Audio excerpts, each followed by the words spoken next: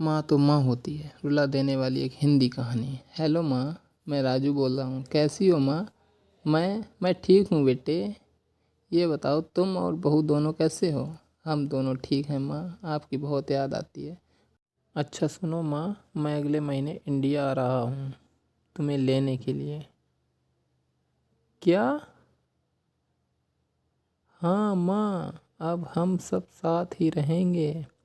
नीतू कह रही थी माँ जी को अमेरिका ले आओ, वहाँ अकेले बहुत परेशान हो रही होंगी। हेलो, सुन रही हो माँ? हाँ बेटे। बूढ़ी आंखों से खुशी की आंसुधारा बह निकली। बेटे और बहू का प्यार नस नस में दौड़ने लगा। जीवन के 70 साल गुजार चुकी सावित्री ने जल्दी से अपने पल्लू से आंसू पोंछे और बेटे से बात करने लगी। पूरे 2 साल बाद बेटा घर आ रहा था। बूढ़ी सावित्री ने मोहल्ले भर में दौड़ दौड़ कर ये खबर सबको सुना दी। सभी खुश थे कि चलो बुढ़ापा चैन से बेटे और बहू के साथ गुजर जाएगा।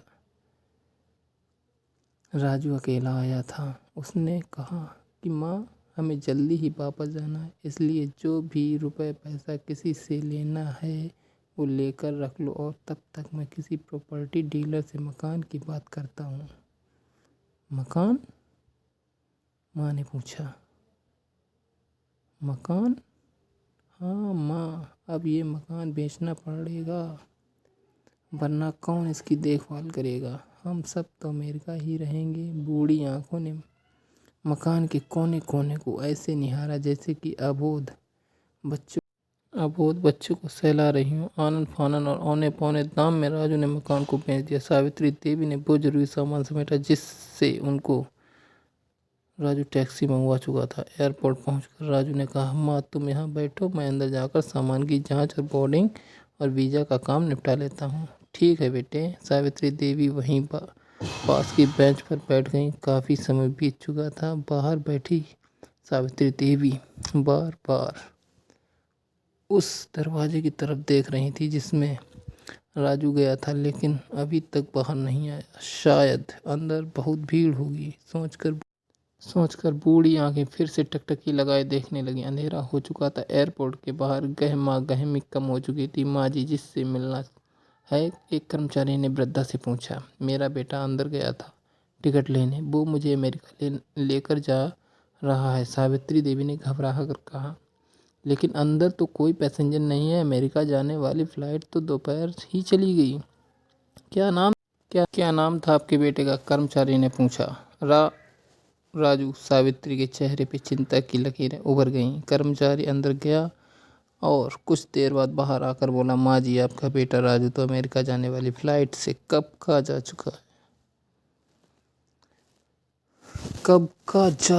है। क्या? वृद्धा की आंखों से आंसुओं का सवाल फूट पड़ा जब उसने ये बात सुनी कि आपका बेटा कब का जा चुका है, तो वृद्धा की आंखों से सवाल। बूढ़ी माँ का रोम रोम कांप उठा। किसी तरह वापस घर पहुंची जो अब बिक चुका था। रात में घर के बाहर चबूतरे पर ही सो गई। सुबह हुई तो दयालु मकान मालिक ने एक कमरा रहने को दे दिया। पति की पेंशन से घर का किराया और खाने का काम चलने लगा।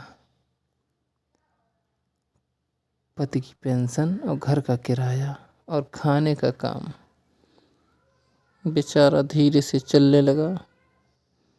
बूढ़ी माँ क्या करे? समय गुजरने लगा। एक दिन मकान मालिक ने वृद्धा से पूछा, माँ जी क्यों नहीं आप अपने किसी रिश्तेदार के यहाँ चली जाएं?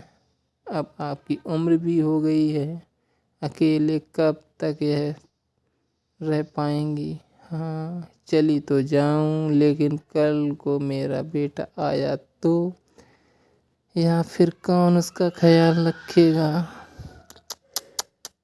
जब उसने ये बात कही, कल को मेरा बेटा यहाँ आया तो उसका कौन ख्याल रखेगा?